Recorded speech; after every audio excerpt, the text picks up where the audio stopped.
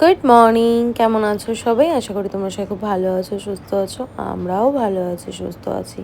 বাচ্চা এখন ঘড়ির কাঁটায় 10টা, অতনু দেখো এখনও ঘুমোচ্ছে। আজকে সানডে, তাই ও একটু লেট করে ঘুম থেকে উঠবে। আর সিনটির এখানে জামা কাপড়, ব্যাগ সব রেডি করে রেখেছি। ম্যাম ওকে পড়তে যেতে বলেছে, যেহেতু ওর এক্সাম স্টার্ট হচ্ছে সোমবার থেকে, তাই ম্যাম বলেছে ওকে রবিবারের জন্য ও পড়তে যায়, যেহেতু ফার্স্টেই হিন্দি, আর হিন্দিতে আমার মেয়েটা একটু কাঁচা। দুধটা আগে থেকেই বের করে রেখেছিলাম, ফ্রিজ থেকে বের করে নাকি কিছুক্ষণ রাখতে হয়, তারপর দুধ গরম করতে হয়, তাই এই জন্য মায়ের জন্য একটু করে নিলাম কফি, আর সেন্টের জন্য করলাম পেডিয়াশিওর। দুজনেই ফ্রেশ হচ্ছে। আমার মাও ঘুম থেকেই কিছুক্ষণ হয়ে উঠেছে। আজকে যেহেতু সানডে, সবাই একটু লেটে ঘুম থেকে উঠেছি। সিনটি একবারে স্নান করে নিয়েছে, দেখো এখন সানস্ক্রিন অ্যাপ্লাই করলো, আর জামার ম্যাচিং করে একটা হেয়ার ব্যান্ড বের করেছে। এই পম হেয়ার ব্যান্ডগুলো না আগে অনেক বেরিয়েছিল, মুডটা একটু অফ, আমাকে টাটা করে চলে গেল। অতনু ওকে দিয়ে আসলো, আর জামা কাপড়গুলো ওয়াশিং মেশিনে দিয়েছিলাম, কাঁচা হয়ে গেছে, সেগুলো আমি মেলে দিলাম। মা আর অতনু দুজনে ব্রেকফাস্ট করে নিল, আমি আর ব্রেকফাস্ট করলাম না, কারণ আমার খিদে পাচ্ছিল না।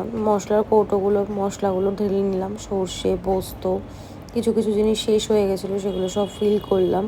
আর এই যে কন্টেনারটা দেখছো, এটা হচ্ছে মশলার ছোট ছোট কৌটোর মধ্যে মশলাগুলো ঢেলে রাখি, যাতে দিদির সুবিধা হয়। ওই এঁঠো হাতেই সব বড় যে মশলার কৌটো 250-500 কৌটোগুলো ধরলে পরে না মানে অসুবিধা হয়, তাই ছোটো কন্টেনারে রাখলে সুবিধা হয় রান্না করতে। সেটি পরে চলে এসছে, ওকে বললাম একটু চেঞ্জ করে নে, মায়ের সঙ্গে কি কথা বলছিল। তারপর দেখো দুজনে মিলে হাত ধরে ঘুমিয়ে পড়েছে, স্নান টান হয়ে গেছে। কাজকর্ম তোমাদের সঙ্গে শেয়ার করিনি। দুপুরে লাঞ্চে ছিল বিরিয়ানি।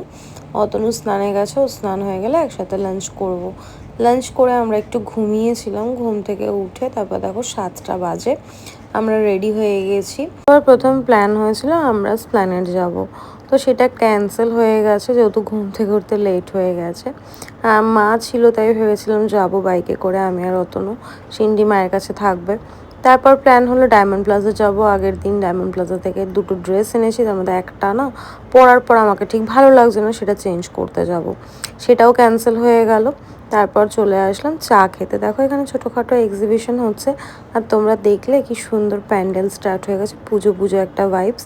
এক্সিবিশন থেকে আমি 2-4টে জিনিস কিনেছি, সবটা দেখাবো বাড়ি গিয়ে। এখানে আসলে সিনটি ভীষণ খুশি হয়, যেহেতু একটা ছোট্ট মতো পার্ক আছে, এখানে খেলতে পারে, তো ওর তো ভীষণ আনন্দ। আর আমারও ভীষণ আনন্দ হয়েছে যে আনএক্সপেক্টেড একটা এক্সিবিশন আমি পেয়ে গেছি।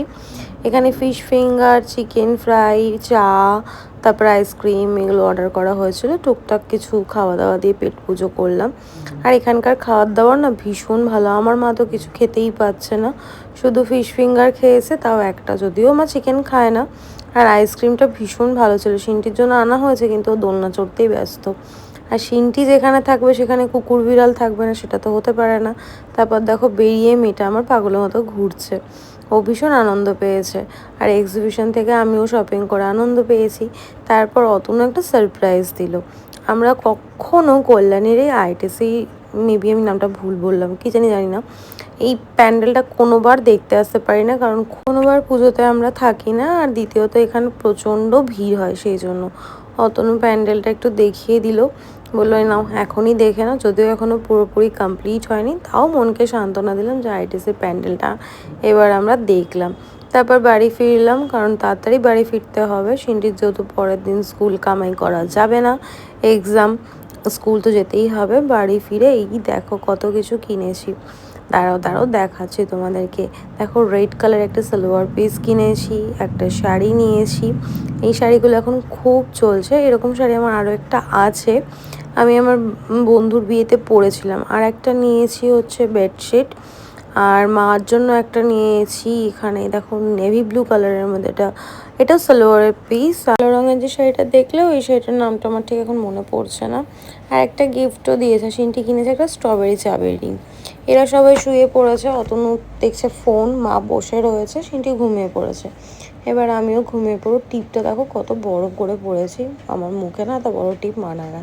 যাই হোক, ভিডিওটা এইটুকুই। তোমরা সবাই ভালো থেকো, সুস্থ থেকো, টাটা।